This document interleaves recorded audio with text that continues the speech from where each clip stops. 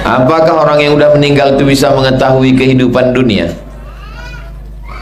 Ibu pernah mendengar hadis tentang mayat mendengar suara gesekan sendal orang yang mengantar terakhir? Hadis soal. Macam mana bunyi sendal itu kalau di jalan? Kresek, kresek, kresek, kresek, kresek. Coba kita masuk ke liang lahat tanah, dengar suara orang berjalan di atas. Begitulah orang itu tahu tentang kehidupan. Apakah emak saya, ayah saya, atuk saya, unyang saya tahu bahwa saya sekarang sedang bangun pondok, ada anak tahfiz, saya mengajar sore? Tahu. Mana dalilnya? Wa qul i'malu, beramallah kamu, fasayarallahu amalakum, Allah melihat, wa rasuluhu, Rasulullah melihat, wal mu'minun, orang beriman melihat. Makna orang beriman situ bukan orang yang hidup saja, orang yang mati pun menengok. Saya tadi pulang pengajian, ini nanti mau bila siap pergi pengajian, lewat di kubur. Lalu apa saya? Setiap lewat, ustazah, anak-anak, setiap lewat saya ajak. Assalamualaikum ya ahlad diyar minal mu'minin wa inna insyaallah bikum lahiqun yarhamullahu mustaqdimin wal mustakhirin nasallallahu lana wa lakumul afiyah. Kira-kira orang yang di alam barzah itu tahu atau tak tahu? Tahu. Kalau tak tahu, untuk apa kita mengucapkan salam dan doa untuk mereka? Tanda tahu. Kita tak pernah mati. Di alam roh hidup, di alam rahim hidup, di alam dunia hidup, di alam barzah hidup, di alam surga. Kapan kita mati? Lalu katanya nanti kita mati. Mati itu maksudnya roh keluar dari jasad. Bukan mati menjadi bunga ini, bunga plastik mati jadi kayu, bukan. Kita hidup. Hanya saja ketika roh masuk ke dalam badan namanya hidup. Kalau keluar namanya mati. Bukan mati jadi benda mati, tidak. Jadi patung, tidak. Kita ini hidup. Makanya orang bunuh diri itu kenapa? Karena dianggapnya dunia ini banyak kali masalah. Waktu itu aku bagus mati aja lah. Kau tak mati. Terjun dari gedung yang tinggi, bukan mati, hidup. Tapi diazab terus, azab kubur. Kita maunya setelah mati lebih lama hidup di dunia ini atau di alam barzah? Di alam barzah. Di dunia ini paling lama 63 tahun. Itu pun encok, asam urat, diabetes mellitus, lambung, mata berkunang-kunang, sakit gigi, semua sakit. Tapi begitu kita mati nanti, sampai menunggu hari kiamat, itulah yang paling lama. Yang menulis kitab ini meninggal tahun 852, sekarang sudah tahun 1447, berarti dia sudah di alam kubur 600 tahun. 600 tahun. Tapi pahala kitabnya kita baca mengalir ke kubur. Itulah yang kita mau. Apakah mana kertas tadi? Apakah orang yang meninggal bisa mengetahui kehidupan dunia? Bisa. Kenapa orang yang sudah meninggal bisa datang dalam mimpi?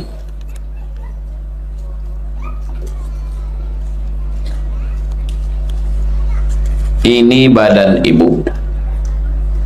Ini ruh orang di alam arwah. Waktu tidur ruh itu keluar. Bismika Allahumma ahya wa amut. Amut itu mati. Keluar ruhnya, jumpa di alam ruh sama orang-orang mati. Waktu itulah dia mimpi. Cuma tak bisa di request. Tak bisa sebelum tidur, mau jumpa siapa ya? Tak bisa.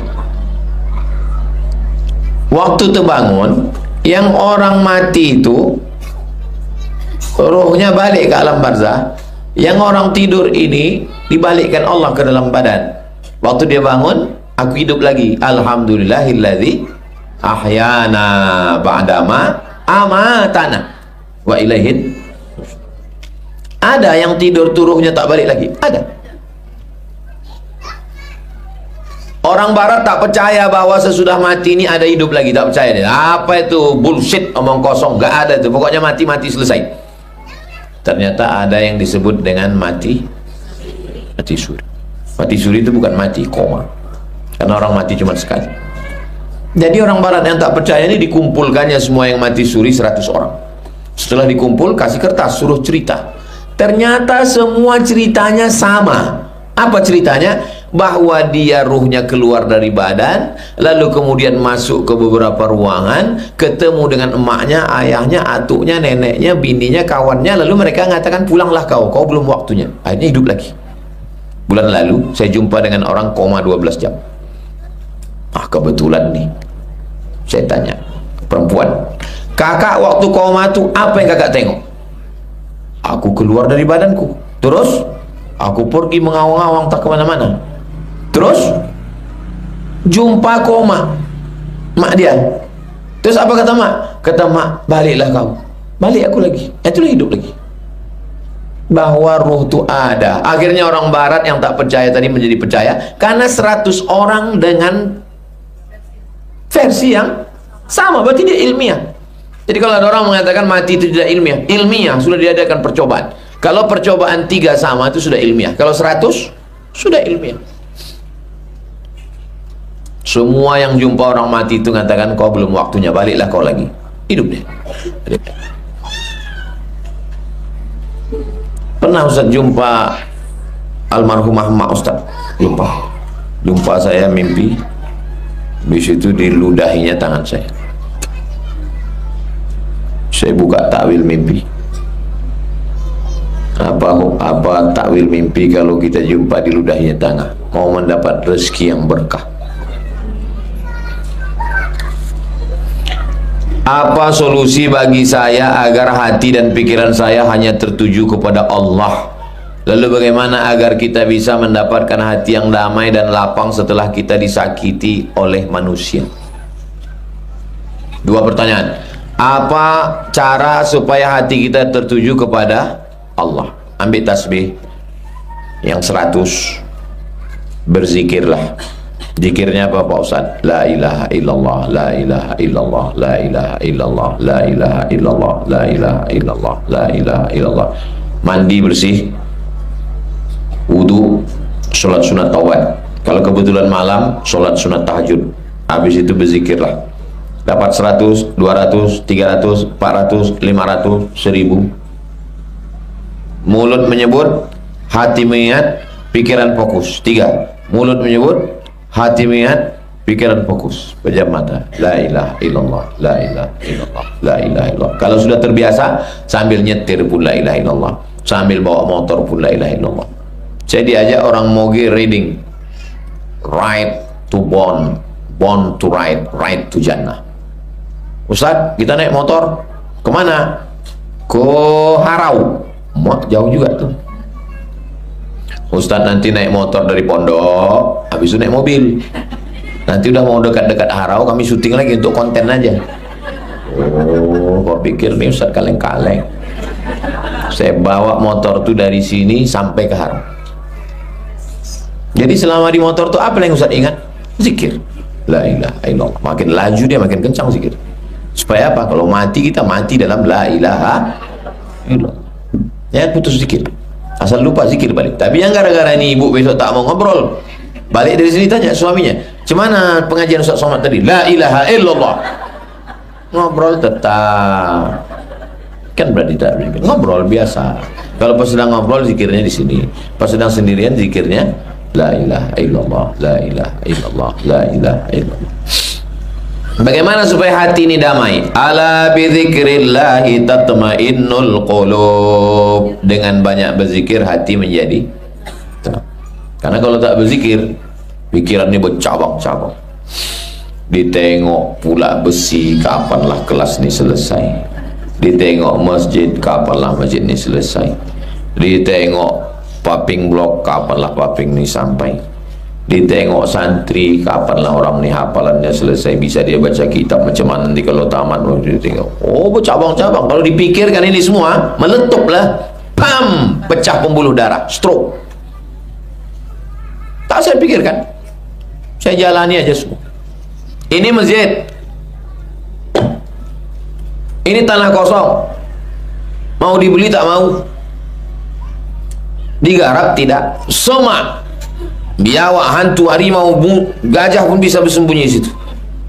Belakang sama, depan ini pula sama. Itu kalau saya pikirkan itu naik emosi saya. Gimana caranya? Setiap lalu di situ saya baca Al-Fatihah, saya baca selawat. Ya Allah, kasihlah jalan. Al-Fatihah. Bismillahirrahmanirrahim. Allahumma sholli alaihi. Kasihlah jalan.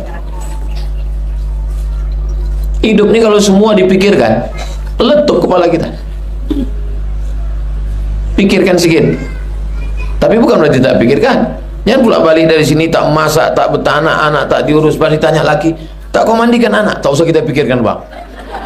Serahkan aja sama Allah semua. Kan begitu maksud saya.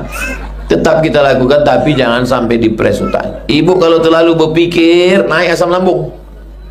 Kalau terlalu berpikir, bertambah kurut muka. Kalau terlalu berpikir, naik gula darah. Kalau terlalu berpikir, naik kolesterol. Kalau terlalu berpikir, naik darah tinggi. Ibu mati, bapak kawin lagi. Kita ini berkawan-kawan, sama-sama ketawa, sama-sama menangis. Tapi ingat, mati kita kawan makan ayam. Betul tak? Nah, ngaku orang. Mati kita orang tahlilan. Malam ketiga bubur kacang hijau. Susah terlalu dipikirkan. Yang kita pikirkan ini macam mana supaya kita beramal soleh, istiqomah dan mati husnul. Itu yang perlu dipikirkan.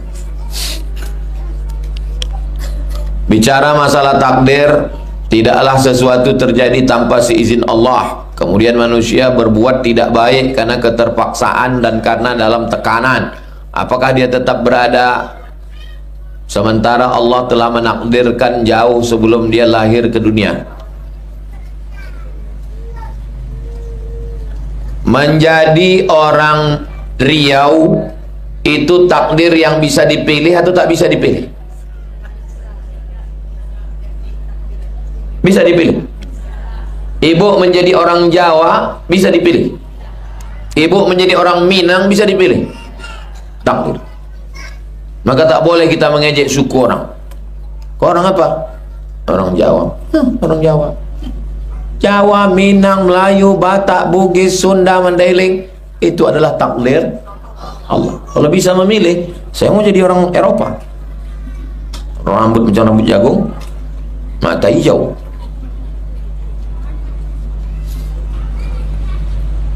Tapi saya mau minum teh atau minum air putih, bisa milih atau tidak? Bisa. Ini air zam-zam, ini khamar. Saya pilih dengan mata kepala saya sendiri. Saya mengambil gelasnya, saya tahu sudah haram. Lalu kemudian saya minum dan saya mabuk. Pas ditanya, kenapa kau minum? Takdir Allah. Kan bohong air. Paham? Jelas? Allah kasih kita mata, Allah kasih kita telinga. Inna sam'a telinga, wal basar mata, wal fuad hati dan pikiran. Kullu ulaika kana anhu mas'ula. Kau ditanya, disoal. Tapi ketetapan Allah, tapi semua seizin Allah. Semuanya terjadi karena izin Allah. Kalau tak izin Allah tak jadi. Kalau tak ada gerak dari Allah. Tapi tidak semuanya Allah ridho. Sedangkan yang mau kita cari ini adalah ridho Allah. Paham tak paham? Jelas. Ibu tadi mau kemari, pilihan ada dua. Acara gosip internasional, membahas semua siapa artis yang sudah mati, siapa artis yang segala macam, atau membaca Yasin. Ibu punya dua pilihan. Lalu ibu tahu kalau aku gosip pahala aku hilang, kalau aku pergi ngaji aku insya Allah baik. Lalu ibu langkahkan kaki, bismillahirrahmanirrahim, la haula wala quwata illa billah. Hidup ini dikasih Allah kita untuk memilih. Fa'alhamaha fujuraha wa taqwaha. Ini jalan buruk, ini jalan baik. Qad aflaha man zakkaha wa qad khaba man dassaha. Paham tak paham? Jelas. Kondisi nenek saya saat ini kritis. Badannya banyak berlubang hingga sisa tulang. Terjadi setelah dipegang oleh dukun yang didatangkan oleh anak-anak. Apa yang harus kami lakukan sebagai keluarga? Pertama, diambil daun bidara, ditumbuk pakai batu gilingan, masukkan ke dalam air, masukkan ke dalam ember, dibacakan Al-Fatihah, Qul huwallah 3 kali, Al-Falaq sekali, An-Nas sekali, pangkal Al-Baqarah sampai wa ulaika humul muflihun, ayat kursi, ujung Al-Baqarah lillahi ma fis samawati, habis itu la ilaha illallah 40 kali, 100 kali, habis itu selawat Allahumma sholli ala sayyidina Muhammad wa ala ali sayyidina Muhammad, hembuskan ke air itu, banyak membacanya, ramai-ramai, bagus. Habis itu disaring air itu, kalau bisa mandi-mandi, kalau tak bisa dilapkan ke badannya, ke kepalanya, ke tangannya, kakinya, minumkan untuk menghilangkan gangguan-gangguan jin hantu setan. Habis itu dibacakan MP3, kalau ada yang sanggup membacakan Yasin, membacakan Al-Baqarah.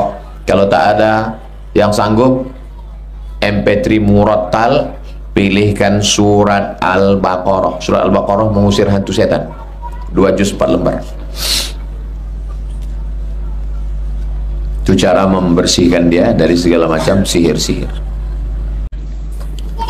Apakah boleh kita menunda pernikahan hanya karena takut tidak bisa membantu orang tua dalam perekonomian? Sebelum lanjut, jangan lupa dukung terus channel Hijrah Reaction. Terima kasih. Man istata'a minkumul ba'ata, siapa di antara kamu yang sanggup menikah, falyatazawwaj, menikahlah. Fa in lam yastati', kalau dia tidak sanggup menikah, fa alaihi bisawm, hendaklah dia banyak puasa untuk menekan nafsu, libido.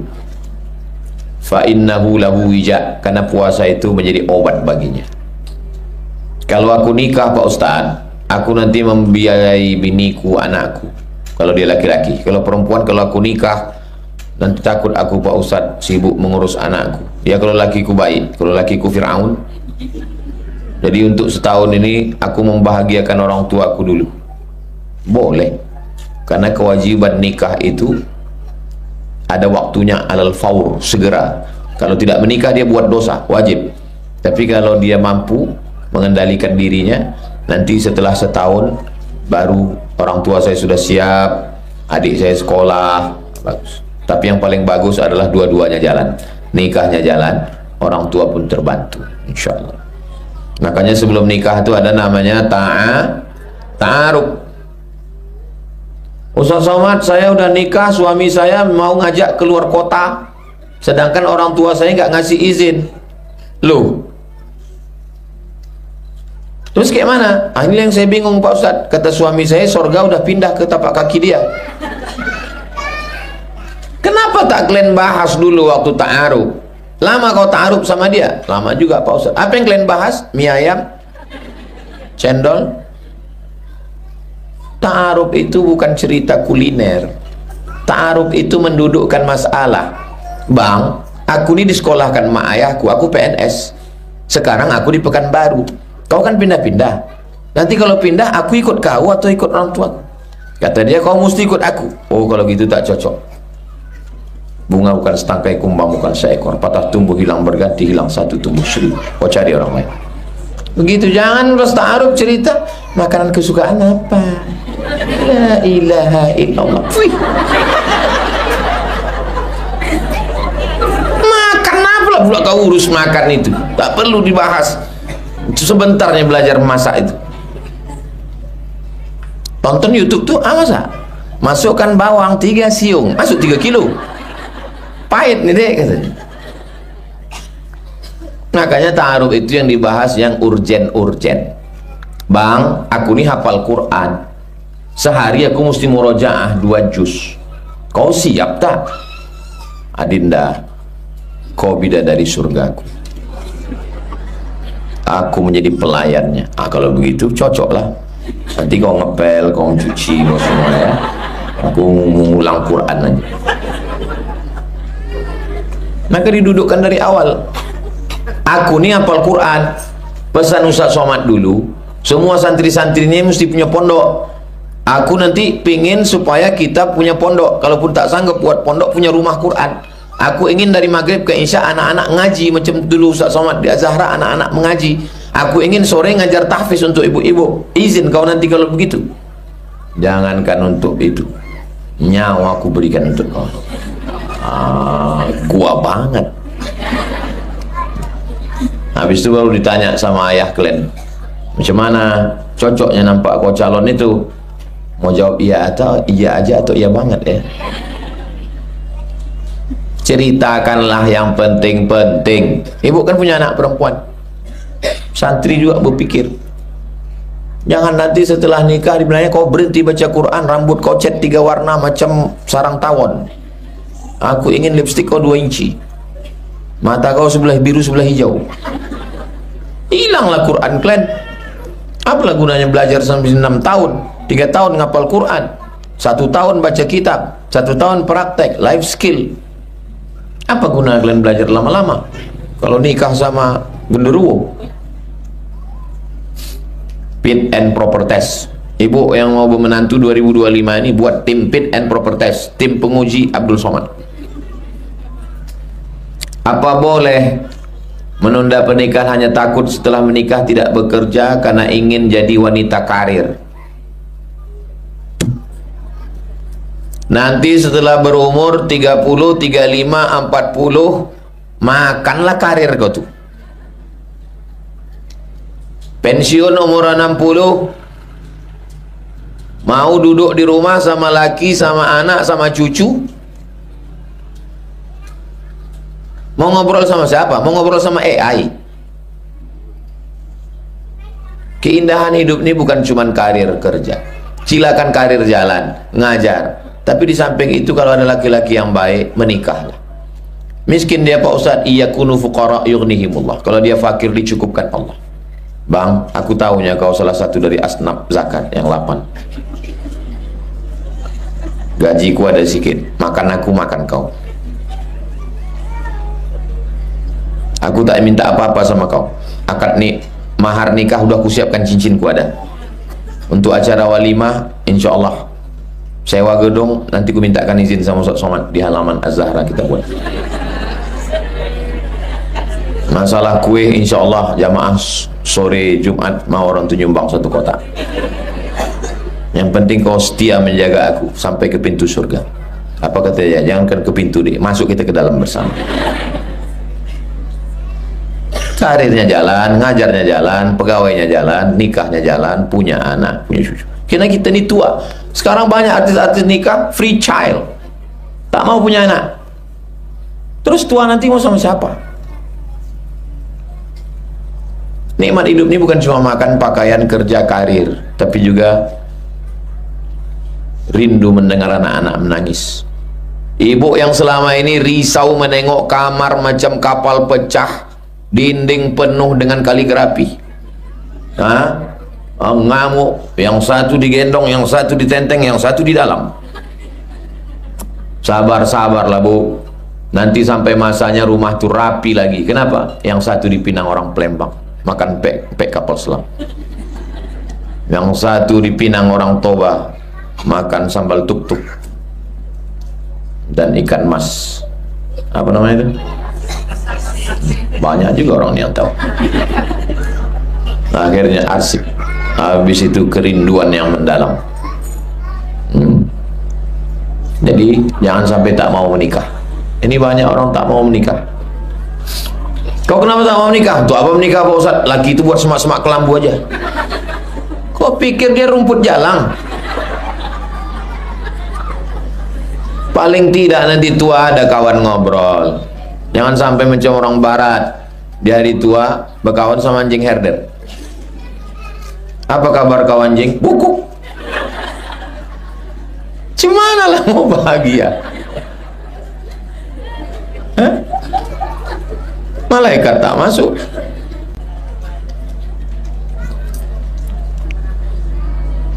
Doakan ya Ustaz yang memberikan pertanyaan ini murah rezeki dan sukses. Bukan cuma yang beri pertanyaan, semua ini dia aja yang mau didoakan. Mana? Bilanglah kami semua Pak Ustaz. Itulah dia tak mau nikah.